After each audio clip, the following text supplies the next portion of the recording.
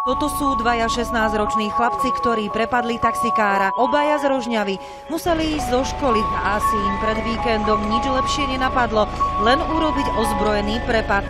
Mesto plné holých hlav, vyjebanej závisti. Mesto, kde každý na jednom dealerovi závisí. Mesto, kde každý piatok pijú stále tí istí. Mesto, kde jeho efekt spika nie je neobvyklý. Tu aj rival Momo pochopil, že nie je ako každé. Prišiel tu o ešpese, to už je vrchol vážne. Mesto, kde kvôli zamestnaniu musíš odísť. Zamestnanosť nulová, nechcem byť korisť. Mesto, kde každý pozná každého aj tak ojebe. Mesto, kde každý dôveruje predovšetkým sebe. Mesto, kde môžeš dostať na piču za drobnosť. Mesto, kde tí istí vystupujú a naučte kokot. Mesto, kde všetci cenia trepy, aj keď nechápem. Mesto, kde takmer za nič nedostaneš uznanie. Mesto, kde každý druhý má mikinu, jebem na to. Jeho mama maka vo fabrike, aby mala na to. Každý tu frajer je na anonymných priznaniach a riešia tam ťažké pičoviny, môžem ošťať vás. Mesto, kde každý s každým jebal alebo chodil a nikoho nezaujíma, či to bol len omyl.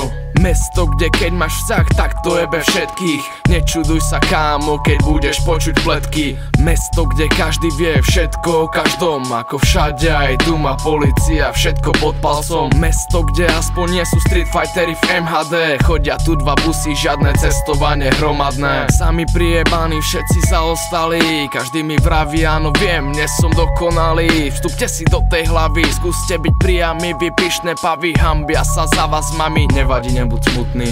Mesto plné ľudí, čo keď treba povedia meno.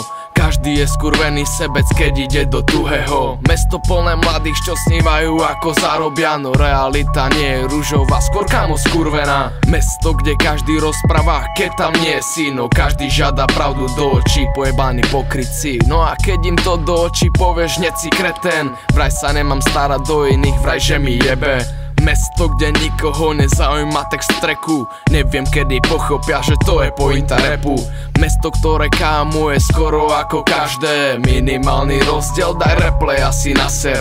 Muž strávil v policajnej cele dokopy 4 noci. Napokon sa ex-policajt v sprievode polície s putami na rukách postavil pred sudcu. Boja.